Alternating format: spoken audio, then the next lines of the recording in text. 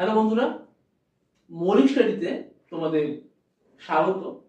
আজকে আমরা গত 16-17 মার্চ যে পিএসসির 4 SI পরীক্ষা হয়েছিল তার 6টা শিফটে যা যা অঙ্ক এসছে সেগুলোকে নিয়ে একটু আলোচনা করব।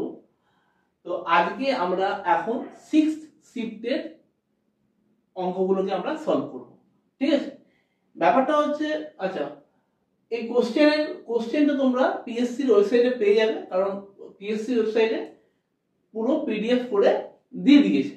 6টা শিফটের কোশ্চেনই পিএসসি পিডিএফ করে দিয়ে দিয়েছে। অবশ্য না দিলেও চলতো, কোনো অসুবিধা নেই, কারণ মার্কেটে কোশ্চেন ঘোরাঘুরি করছে। যে হারে দুর্নীতি হয়েছে, যে হারে লিক হয়েছে, হ্যাঁ, এরকম মানে এটা হতে পিএসসির ইতিহাসে মানে এরকম জোচ্চুরি, এরকম দুর্নীতি বোধহয় কোনোবার হয়নি। যে সমস্ত শিফটের কোশ্চেন আনসার সবাই জানে, ঘোরাফেরা করছে, ঠিক আছে? তো মানে এটাকে নিয়ে আর কি বলবো, এদের নিজেদের মনুষ্যত্ববোধ নেই, অ্যাসপিরেন্টদের ভবিষ্যৎ নিয়ে ছেলে খেলা করছে আর কি। দেখা যাক, আজ মানে 19 তারিখে একটা আন্দোলন হয়েছে, 20 তারিখে একটা আন্দোলন আছে। এর চাপে যদি পিএসসি নত হয়, যদি পরীক্ষা ক্যান্সেল করে রিএক্সামিনেশন নিতে পারে, কি হবে কি করবে এখন পুরোটাই পিএসসির উপর ডিপেন্ড করছে। কারণ ও তো কারোর কথা শোনো না, প্রতিটা আন্দোলনই লোকে যায়, এরা কথা দেয়, ললিপপ দিয়ে দেয়, লোকে ফিরে আসে, আবার যেই কেসি। এদের শোধরানোর কোনো ইচ্ছা নেই আর কি। এত দুর্নীতি হয়েছে এতদিন ধরে, চিন্তার বাইরে। তো যাই হোক, এগুলো নিয়ে এখন আলোচনা করে কিছু হবে না, দেখা যাক কি হয়। তো আজকে আমরা 6th শিফটের যে প্রশ্নগুলো আছে, মানে অঙ্কগুলো এসছে, সেগুলোকে আমরা আলোচনা করবো। আমি নাম্বার দিয়ে দিচ্ছি, তোমরা পিডিএফটা ডাউনলোড করে নেবে ওয়েবসাইট থেকে, নিয়ে ওখানে অঙ্কগুলো পেয়ে যাবে, ঠিক আছে? দেখো, এই যে অঙ্কটা দিচ্ছে আছে, এই শিফটের অঙ্ক নাকি একটু টাফ এসেছিল, সবাই বলছে। সত্যি অনেকের জন্য টাফই হবে, কিন্তু যারা অন্যান্য পরীক্ষাগুলো দেয়, সিজিএল দেয়, তাদের জন্য ইজি ছিল। তো দেখে নেবে যে কিভাবে অ্যাডভান্স ওয়েতে বা সহজে কি করে করা যায়, সেগুলো আমি এখানে আলোচনা করব, ঠিক আছে? দেখো, এই যে অঙ্কটা দিয়েছে, প্রথমে যখন দেখবো এই অঙ্কটার ক্ষেত্রে, এই অঙ্কটাতে আমরা এইটাকে আগে কেটে দেবো, ঠিক আছে? এবার এইটা আছে x² - x - 6, x² - 4x + 3। এবার x² - x - 6 এইটা মানে হচ্ছে এটাকে মিডল টার্ম করতে হবে।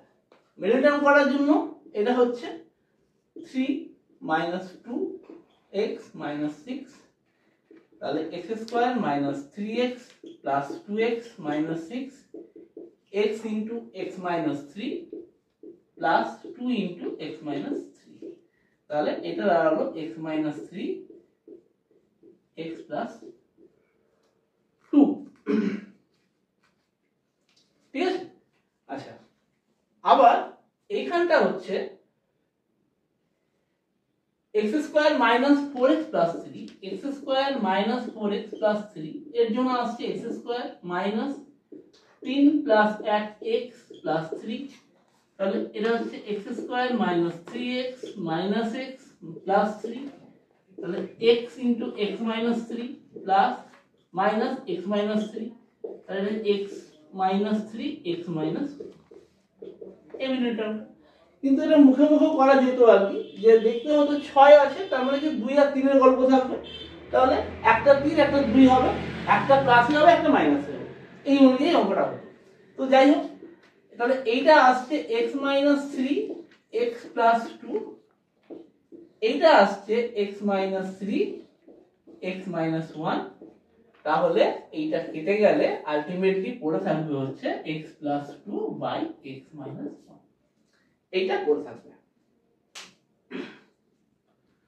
এরপর বলেছে যে 15 16 17 15x 19 17 14, এই যে সিরিজটা আছে, এই ডেটাগুলো দেওয়া আছে, সিরিজ না, ডেটাগুলো দেওয়া আছে, এর সংখ্যাগুরু মান বা ইংরেজিতে বলে মোড হচ্ছে 15, ঠিক আছে? তাহলে x এর মান কত? সোজা অঙ্ক ছিল, যারা ক্লাস 10 এর টিউশন পড়াও বা 10 এর স্টুডেন্ট পড়াও তারা বুঝতে পারবে। এটা হচ্ছে সংখ্যাগুরু মান মানে সবথেকে বেশি কোনটা, ঠিক আছে? এখানে দেখবো কি কি আছে।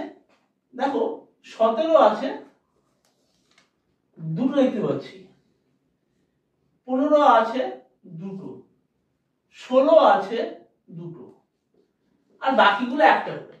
যেটা সব থেকে বেশি হবে সেটা হবে সংখ্যাগুরু মান।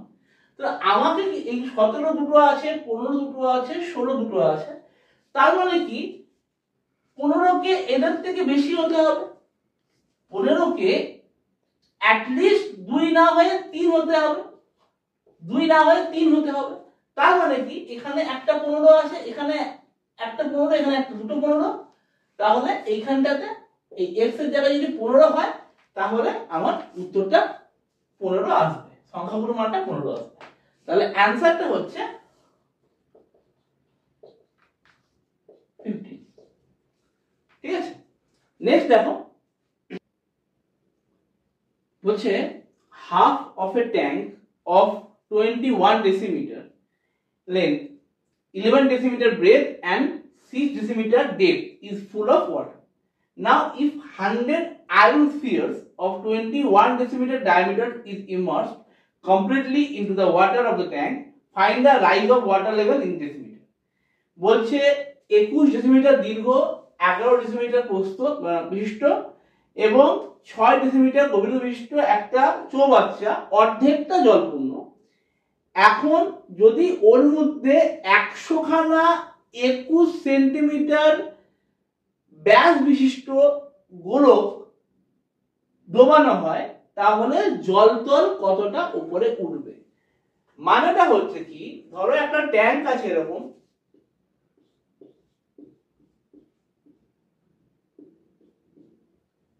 এর মধ্যে কতগুলো গোলক আছে, এগুলো ডুবিয়ে দিলাম। ডোবালে কি হবে, জলতলটা এতটা ছিল, এটা উঠবে, তাই তো? তাই হওয়ার কথা। কতটা উঠবে? তাহলে এই গোলকগুলোর যা আয়তন ততটা উঠবে, গোলকগুলোর যা আয়তন ততটা উঠবে। এইখানে এই ডেপথের এইটার কোনো দরকার নেই। আমি জানি যে আমার এইচ উঠবে, আমি এইচ হাইট উঠবে। তাহলে যদি এইচ হাইট ওঠে তাহলে এই যে ট্যাঙ্কটা আছে, কিউবয়েডাল ট্যাঙ্কটা বা ঘনকাকৃতির যে চৌবাচ্চাটা আছে, তার দৈর্ঘ্য হচ্ছে 21, প্রস্থ হচ্ছে 11। আচ্ছা, এটা বোধহয় 21 সেন্টিমিটার বলেছিল। হ্যাঁ,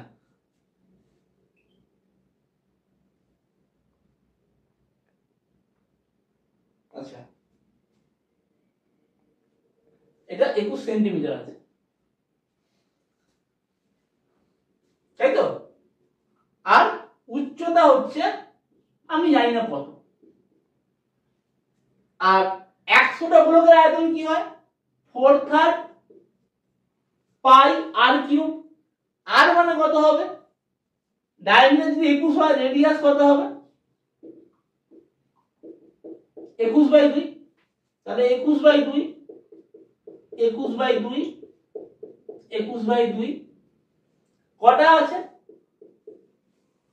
100টা আছে, 100 খানা। এখন এখানে ডেসিমিটারে আছে, এটা সেন্টিমিটারে আছে, আমি সেন্টিমিটারে করেছি, তাহলে এগুলোতে সেন্টিমিটার করব। তাহলে কি হবে, 210 সেন্টিমিটার, 110 সেন্টিমিটার, তাহলে 210 হবে, আর এখানে 110 হবে। তাহলে 100 এইটা এইটা কাটলো, দুটো শূন্য কেটে গেল, ঠিক আছে? আচ্ছা, একটা 21 কাটলো। আচ্ছা, 4/3 পাইটা বাদ গেছে, পায়ের ভ্যালু হচ্ছে 22/7। তাহলে 7 3 21, 21 গেল, ঠিক আছে? 11 দুগুণে 22, 22 গেল, 4 দুগুণে 8, 4 দুগুণে 8 গেল, পড়ে রইল h=21। তার মানে কি জলতলটা 21 সেন্টিমিটার পড়বে, 21 সেন্টিমিটার, 21 সেন্টিমিটার। হ্যাঁ, ডেসিমিটার কিন্তু হবে না। ওকে, ঠিক আছে, চলো নেক্সট রাউন্ডে। বলছে এ pump of 5 HP can lift 36,000 liters of water in 8 hours. how long it will take to lift 63,000 liter of water by a 7 horsepower pump।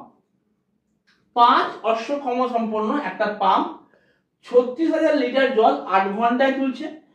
7 অশ্বক্ষমতা সম্পন্ন পাম্প 63,000 লিটার কতক্ষণে তুলবে? দেখো অপশন কি দিয়েছে, অপশন দিয়েছে এ 10 ঘন্টা, বি 12, সি 15, ডি 8। কি করে আমরা করব? প্রসেস করলে অনেক বড় হবে, হ্যাঁ ওইগুলো করলে বড় হবে। কি করে করব? দেখো 5 আমার পাওয়ার আছে 5, 8 ঘন্টা চালাচ্ছি, তাহলে 5 8 40, তাই তো?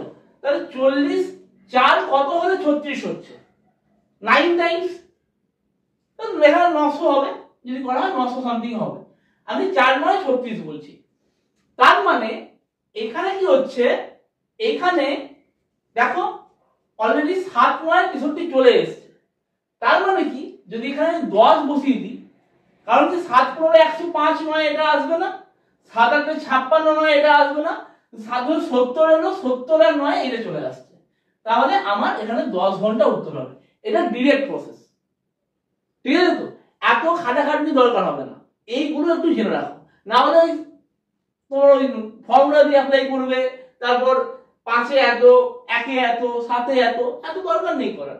এগুলো মানে মাইন্ড ক্যালকুলেশন। 5 8 40 মানে 4 এর মাল্টিপল, 4 9 36 চলে আসছে, তাহলে 9 এখানে বসছে, তাহলে 7 7 9 36 হয়ে গেল, তাহলে 63 1 কে 63 হবে, এখানে 1 এর গল্প করে আছে, এখানে আছে, বাস গল্প শেষ। এগুলো দরকারই নেই আমার, ঠিক আছে? নেক্সট দেখো, এনারটা দেখো, বলছে ইফ দ্য মিডিয়ান মানে মধ্যমা of the arranging the ascending order of data 8 9 12 17 x plus 2 x plus 4 30 31 34 39 এতগুলো আছে, তাহলে এর মিডিয়ান বলেছে 24 বলে দিয়েছে। তাহলে x কত হবে? মিডিয়ান মানে হচ্ছে মধ্যমা। এই যে ডেটাগুলো দেওয়া আছে এগুলোকে ঊর্ধ্ব ক্রমানুসারে সাজিয়েছে, অ্যাসেন্ডিং অর্ডারে, তাই তো হয়। নিয়ে এবারে এর মিডিয়ানটা বার করতে হয়। কি করে বার করব? দেখো কত আছে, কটা আছে, 1 2 3 4 5 6 7 8 9 10টা।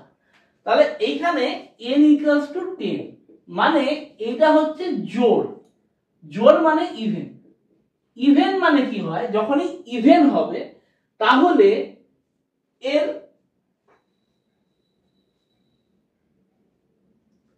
মিডিয়ান হবে n/2th term plus next term by, তাহলে n মানে হচ্ছে এখানে 10, তাহলে 10/2 মানে 5th term plus 6th term by. আচ্ছা, এখন 5th টার্ম হচ্ছে 1 2 3 4 5, তাহলে x plus 2 plus x plus 4 by 2, এইটা মানে আমাকে বলেছে 24। তার মানে দাঁড়ালো 2x plus 6 equals to হচ্ছে 48, 2x equals to 42, x equals to 21, তাহলে x এর ভ্যালু আসবে 21। আচ্ছা, এবার এইটা দেখো, এটা নাম্বারটা আমি ভুলে যাচ্ছি কত নম্বরের অঙ্ক, এটা 15 নম্বরের ম্যাথ। দেখো এখানে একটা মজা আছে, এত কিছু করতে হবে না, এটা 0.8x আছে, 1/5 মানে হচ্ছে 0.2, 0.2x, এটা মানে 2.23 এসছে, 2.23, 0.8x আর 0.2 মানে x, 1x বা x, 2.23। এটাকে এবার কেউ যদি ফ্র্যাকশনে করতে যায়, এখানে এটাকে করলো 0.4x প্লাস x, ওদিকে 5 ইনটু করলো, ওরকম করে করার দরকার নেই, অনেক বড় হয়ে যাবে, তার থেকে এটা ইজি মেথড। নেক্সট দেখো, বলছে a man can row 8 kilometers per hour in still water. If the river is running at 3 kilometers per hour, it takes 3 hours more in upstream than go to downstream for the same distance. The distance of a place. বলছে কি এক লোক নৌকা চালাচ্ছে, তো নৌকার স্পিডটা 8 kilometre per hour, আর নদীর স্রোত যেটা আছে তার স্পিডটা হচ্ছে 3 কিলোমিটার পার আওয়ার। এখন বলছে যে যেটা আপস্ট্রিম মানে হচ্ছে প্রতিকূলে, অনুকূলের থেকে 3 ঘন্টা বেশি সময় লাগে একটা পার্টিকুলার দূরত্ব যেতে। যদি প্রতিকূলে যায় তাহলে যা সময় লাগবে অনুকূলে গেলে তার থেকে 3 ঘন্টা কম লাগবে। ঠিক আছে, তো সেটা বলেছে যে অনুকূলে গেলে যা সময় লাগছে প্রতিকূলে গেলে 3 ঘন্টা বেশি লাগবে, উল্টো লাগবে। তাহলে ডিস্টেন্সটা কত হচ্ছে? এবার দেখো, যখন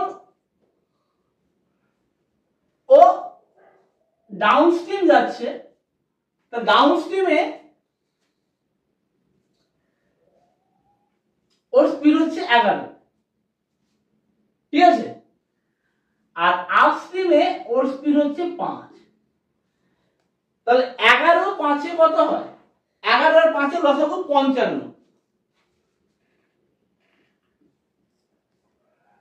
ঠিক আছে, এই 55 দেখো একটাই গুণিতক আছে, আর কোনো গুণিতক নেই, এটাই আছে। এটা উত্তর হবে। দেখে দিচ্ছি কি উত্তর হবে। দেখো, ওর 27.5 কিলোমিটার 11 স্পিডে যেতে কত টাইম লাগবে? 11 গুণে 22 5, তাহলে 2.5 ঘন্টা লাগবে।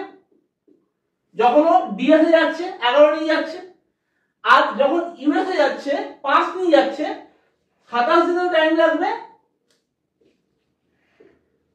5.5, তাহলে 3 ঘন্টা গ্যাপ লাগছে, 3 ঘন্টা বেশি লাগছে। তার মানে কি এটাই উত্তর হবে। এইগুলো এই প্রসেসে করলে তাড়াতাড়ি হয়ে যাবে। এই 55 মাল্টিপ্লাই চলে এলো, একবারে হয়ে যাবে অঙ্কটা। ঠিক আছে তো? আচ্ছা, এই অঙ্কটা হচ্ছে থেলস থিওরেমের অঙ্ক। এই অঙ্কটা থেলস থিওরেমের অঙ্ক। আমি সোজা প্রশ্ন বলে দিচ্ছি। বলেছে যে এডি, এই ট্রায়াঙ্গেল এবিসি তে ডিটা বিসি প্যারালাল, তাহলে এডি ইজ টু ডিবি হচ্ছে 3:1। যদি এ 3.3 হয় তাহলে এসি কত হবে? পুরোটা এসিটা কত হবে? কিছুই না, দেখো 3 এর ভ্যালু 3.3, তাহলে 1 এর ভ্যালু কত হবে? 1.1। তাহলে এটা হচ্ছে গিয়ে টোটাল দাঁড়ালো 3.3 আর 1.1 এ 4.4, তাহলে এসি দাঁড়ালো 4.4। এটা একটা প্রসেস। আর থেলস থিওরেম যেটা বলছে, থেলস থিওরেম বলছে AD by AB equals to AE by AC। ঠিক আছে তো? তাহলে এটা হচ্ছে 3, AB হচ্ছে 4, এই হচ্ছে 3.3, তাহলে AC কত হবে? এটা 1.1, AC equals to 4. তোমার যেরকম হয় সেরকম করবে। এইগুলো সোজা প্রসেস, এগুলো জেনে রাখলে তাড়াতাড়ি হবে। ঠিক আছে, আচ্ছা, আজকের মতোই 8টা অঙ্কই থাকলো। আমরা নেক্সট ভিডিওতে চেষ্টা করব অনেকটা করে দেওয়ার, কারণ এত কম করলে অনেকগুলো ভিডিও হয়ে যাবে, তো তোমাদের পক্ষে দেখতে অসুবিধা হবে। আশা করছি পরের ভিডিওতে অনেকটা বেশি করে করতে পারবো। ঠিক আছে, আজকের মতো এটুকুই থাকলো।